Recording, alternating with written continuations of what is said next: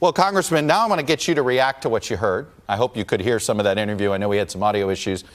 On one hand, Senator Kramer said it's time for the transition to begin. On the other hand, he wasn't ready to recognize President-elect Joe Biden.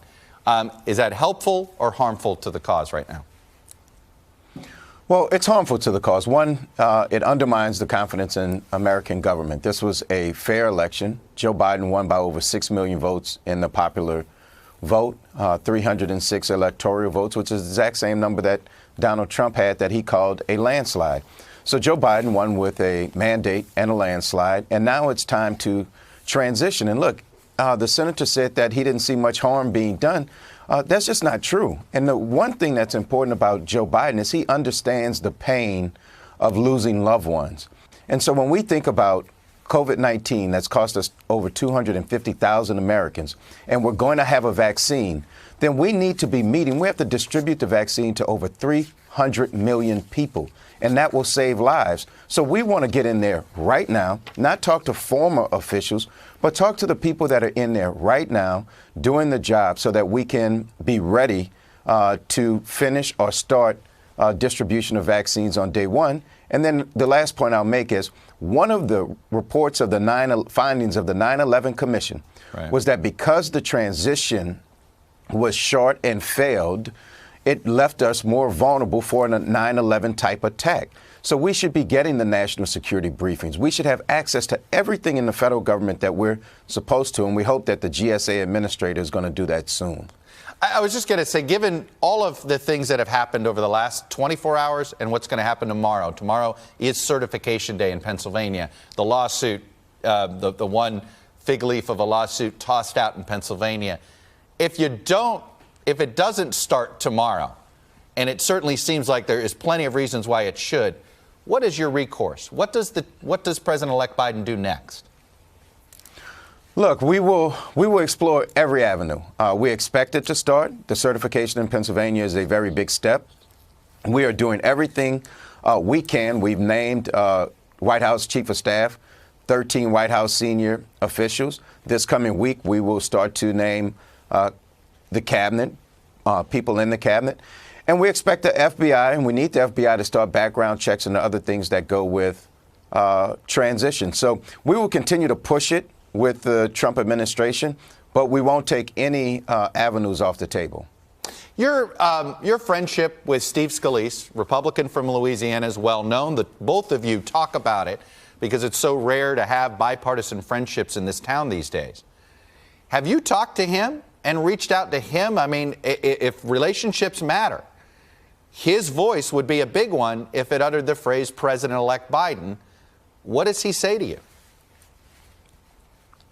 Well, I think he knows that this election is over and that Joe Biden will be the 46th president of the United States.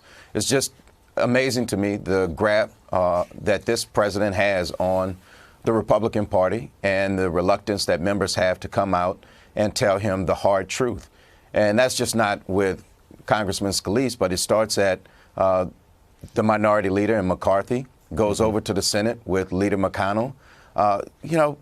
This is the future of our democracy on the line. It was a fair and square election. Donald Trump lost.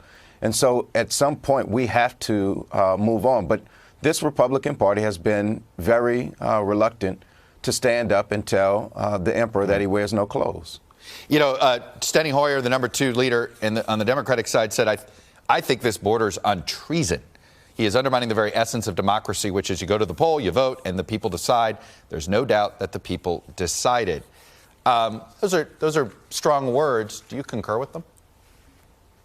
Look, it's certainly un-American. But remember, we have to all remember who we're dealing with. We're dealing with Donald Trump, a president that was impeached for withholding foreign aid to Ukraine unless they gave him dirt on Joe Biden's son. So there's nothing. The one thing I do agree with Senator Kramer on is there's nothing that Donald Trump will do that will surprise me because he's shown exactly who he is, a person who will break the law, ignore the law to get what he wants. And at some point, I just hope that the American people understand that this is about them. This is not about an elected official. This is about saving lives. This is about protecting our country.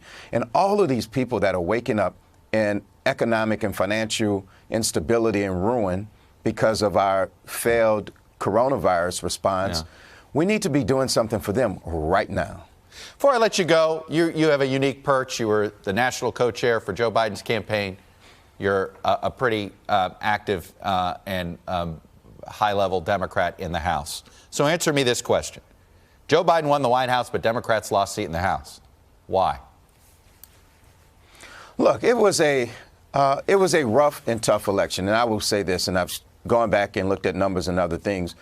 Donald Trump increasing Republican turnout made a big deal. But there's a whole, I think, post-election audit that we should do, an analysis to see where we ran strong, where we didn't run strong. And I think the fact that Joe Biden won Georgia and we still have 2 Senate seats that are in runoffs could be a telling tale for what's happening. But I do believe as Democrats, though, we need to make sure, and look, I'm a Saints fan, we need to make sure we have a good general manager, a good offensive coordinator, a good defensive coordinator, and that we all run the same plays. Look, it doesn't have to be the exact same route, but we should have the exact same goals in mind, and I do believe that is the case.